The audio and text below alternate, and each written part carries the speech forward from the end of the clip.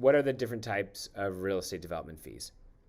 The different types of real estate development fees can vary depending on kind of who your investor is. Are they institutional? Is it friends and family? Is it high net worth individual, family office, those types of things? But generally speaking, if you're doing a development deal, you're going to get a developer fee, or you really should, because it's really impossible to run a project for 2 to 3 years with no fees, no way to cover your overhead. That's a big ask if somebody's asking you to do that. So you better have a huge percentage of the upside if you're not getting any fees at all.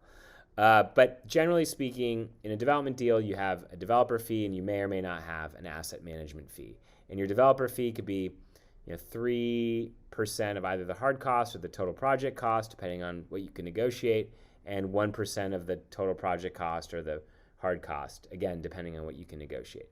Now, once you own an asset and you've built an asset that's a stabilized asset, that's totally leased out and cash flowing, and maybe you've refinanced it, then you're typically justified in paying yourself or receiving an annual asset management fee. And those could be anywhere from 1% to 2% of the revenue. And so that it generates. So if you generate $1 million in annual rents, you can do the math on what those fees look like. So there's asset management fees. Those are typical.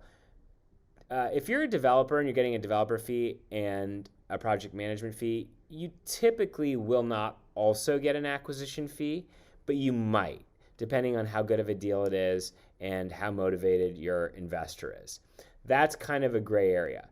There's nothing wrong with it. It's just there's not really clear guidance. Now, if you are buying an existing asset, not developing something, which means you're not going to get a developer fee and you're not going to get a project management fee, then typically it's customary to get an acquisition fee and an asset management fee and then a disposition fee when you then sell the asset. So if you buy and build and lease and sell and hold and manage an asset, you could presumably get an acquisition fee, a developer fee, a project management fee, an asset management fee, a disposition fee, whatever, all the fees. I may have named some of them twice, but you could potentially get all of them. But the reality is most people either do asset management and get an acquisition fee and a disposition fee and an asset management fee, or they do development where they get a management fee and a developer fee. This content was created by commercialrealestate.com. Access our community, investment databases, training, and live events by visiting www.commercialrealestate.com.